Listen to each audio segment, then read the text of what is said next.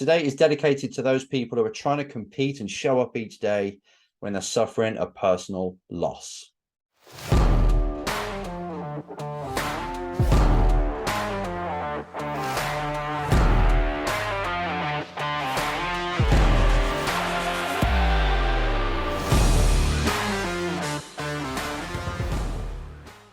Race drivers, this is Enzo with the Race Driver Coach Show, talking about a topic today that is pretty damn serious. And when I say serious, it's because we often go through life complaining about the weather. Race drivers complain about a bit of traffic in the track in front of them in qualifying, the car being a bit understeery. This is devastating. I've just DNF'd. All these things, right?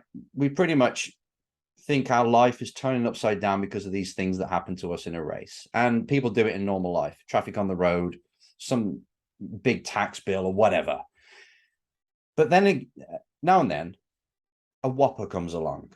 A piece of news or a situation comes into your life that shakes your entire world.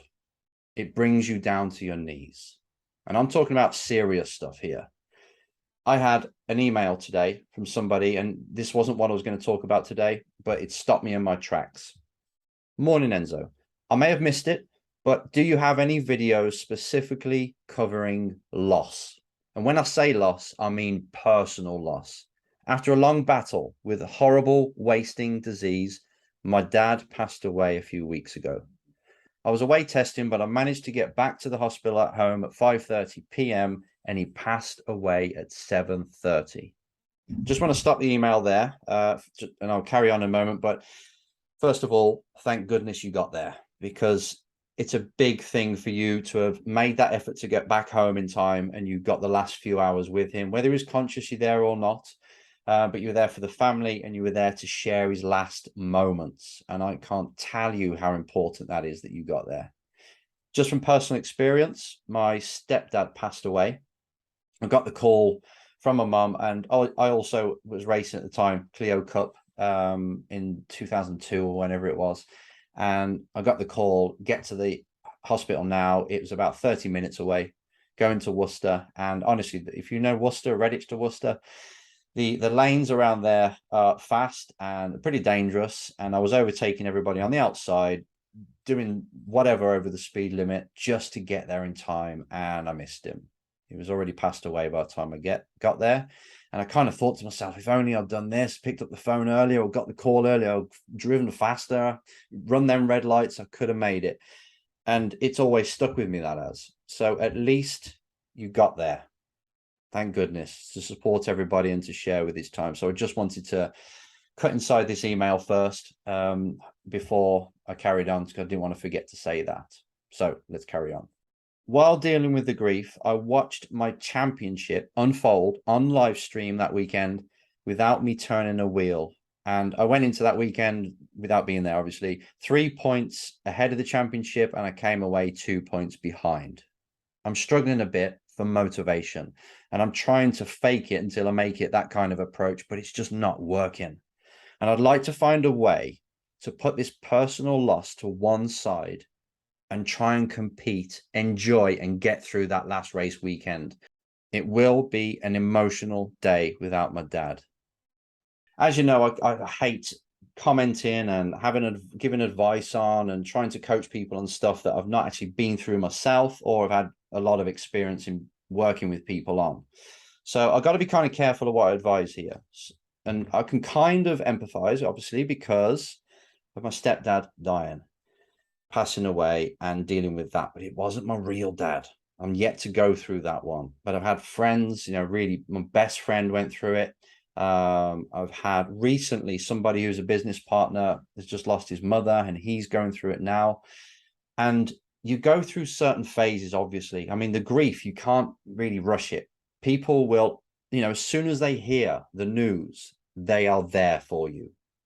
You'll hear the word sorry so many times, and it's just, it just washes off you. You don't really hear it, but they really are trying to say, I'm feeling for you. So first of all, when people say that, let it in, accept it. Thank you very much. I can see that it's something they want to share, and they want to relieve you of the pain as well. So people do that. That's the first stage.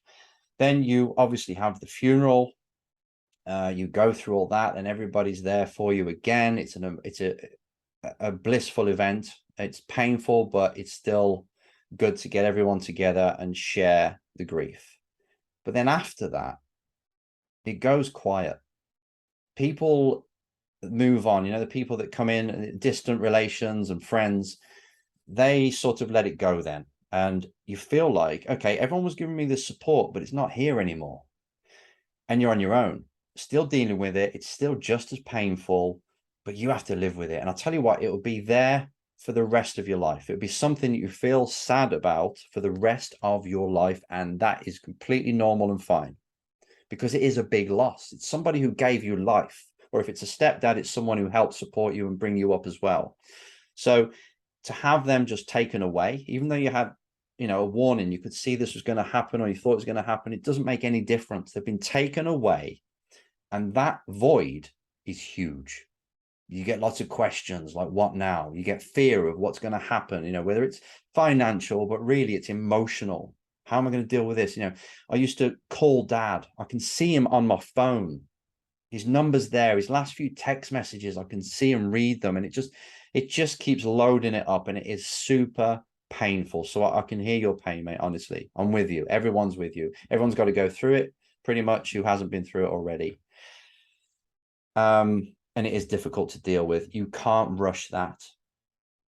However, when it comes to you competing, even though you've had this loss, you're going out there and expected to give it everything. And I want you to do that. And I want you to do that with a difference this time. Because as somebody who is a head of a family, just like a royal family, I'm not talking about this one, I'm talking about back in the days when they were battling on the battlefields and the king passed away and the prince had to step up. It's now your turn as an individual in your family to step up. You won't completely take his place, but somebody's got to take the reins and take control. This is your moment. It's forced upon you. It's way early. You didn't want it to be coming this early into your life, but it's like, okay, it has happened, and this is your calling to be the one to lead the family. I don't know if you're the only male, the only female, the only kid, but you know, you've got to look after the rest of the family as well and be there for them. It's a lot. It's a weight, but this is life, and life throws you big curveballs and smacks in the face that is really hard to deal with. But as a human being, your resilience, your inner resilience, relentlessness for going somewhere in life, and just the way you are as a human being, it can cope with it. I promise you, it can deal with it. You're in the most painful phase right now. It's confusing, disorientating, and you've got about 1,000 questions not being answered. But you are the person that is perfectly capable of moving forward, of leading your family and racing at your best. Because you're talking about racing now, not dealing with life. You're asking me, how am I going to deal with this race weekend and be at my best? I'm trying to put a brave face on, but it's not really working, because it's not really how I feel. And it's hard to concentrate. This is a difficult one. And I'm only going to suggest something. Again, what I did in the race weekend following the death of my stepdad, I kind of went there. Everyone knew, the race team knew, and I didn't hide it. I even told the media that this is what's going on, because the local media. And you know what? I'm more than dedicating this next race to him. I'm actually going to race with him in the car, in my mind, and I'm going to do it for him, because I know, you know, that your pops will be looking down right now and saying, come on, kid, get over it. You're going to join me one day anyway, so don't worry, but get over it, get in that car and give it everything. You turn up and you race as if you've got nothing to lose. I don't want you thinking of championship points. Yeah, you can win the championship, but again, after what you've just been through, a championship win compared to what you've just been through is minor. It doesn't matter whether you win it or not, believe me. What does matter is you turn up that weekend, that day, the very first day, with your chest out. Something that reminds you of Pops even. You know, he's saying, right, I've got a photo or something. I'm doing this for you. We're doing this together, Dad. You're sat right next to me. You're in the car, can feel your presence. And you know what? We're going to tear it up. And you finish every single day and you have a debrief with dad. You sit in the car on your own, in the passenger side of your actual car or in the hotel room. And you say, you know what? We did good today, dad. You know, I think tomorrow I'm going to break a bit later into turn one. And you keep it really focused on the drive-in and on being at your best, because he's still there. And it's only a belief of mine, but I really do believe that there are people looking down. They have gone somewhere else. There is, his energy is still around. Maybe not consciousness like we've got right now, but maybe he has. And I just think, you know what? Sometimes you've got to believe stuff in life that helps you, even though you've got no proof. It's called faith, right? You've got no proof it is the truth. But what is the truth? The truth is what you believe. And that's something that scientists can't even tell you about. So why not? Let's make our own rules. He's with you. He's with you in here, in your head. He's with you in your heart, in your memories. He created you. His DNA is in your body right now. He's living through you. So why can't you connect with him? You can. So you show up at that race weekend. And, you know, smile on the face or not, it doesn't really matter. Everyone's going to be kind of on eggshells around you. But you say to the people that are close to you, you know what? In his memory, I want you, and me to give this everything. Win or lose, doesn't really matter. DNF on lap one or race win, it doesn't matter. We're just here to show up. And I want you to take that forward with you in every single thing you do. You go to meet a race team, you go to a job interview, whatever it is, dad's with me. I can talk to him in my mind. I can talk to him out loud to myself. Who cares? What would he say? He'd say, go for it. Or he's got some kind of saying that he used to say to you, and it sticks in the mind. This is how to go on forward when it's time to compete. It's not being brave. It's not faking it till you make it. It's, you know what? There's certain situations that happen that are devastating, but I still get to label it. And I don't want to rush it. You know, I want to feel this natural response I've got. That's fine. I don't want to rush that, but I can label it at any time I want.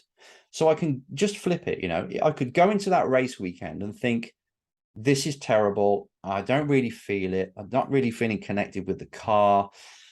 Can't even blip the throttle anymore because I'm thinking of dad, and I'm not enjoying this. I just want to go home.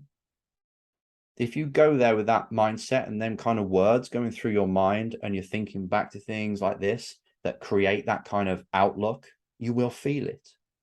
But if you're determined to say, right, I've got the crown on my head now, like I said about leading the family, I'm going to go here with dad in my thoughts. I'm going to speak to him, and we together are going to do it. And we're going to leave everything out there, because you know what? It's a reminder that life is too short. When someone passes away, it's always like, I could be next. I might not even make it to the race weekend because it could happen to me, whatever it is, crossing the road, somebody hits me. So you know what? It's a lesson. People pass away to give us a lesson. Again, it's a screwed up belief, but hey, if I believe it, I perform better. And I feel, I don't want to say better about the situation, but it doesn't hurt me as much because I can take from it. And death is one thing that's difficult to take benefits from, right?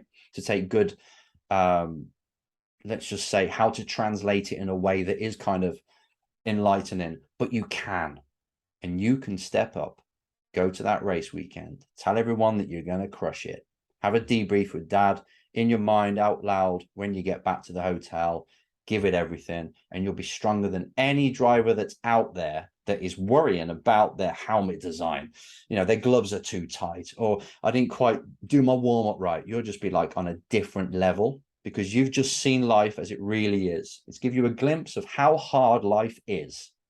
That puts you above most of the kids that are out there who are worrying about all these minor things.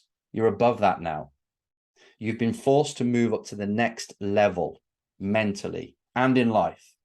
You've been told that it's your turn to grab them reins, get out there and lead the life that your dad brought you up to lead.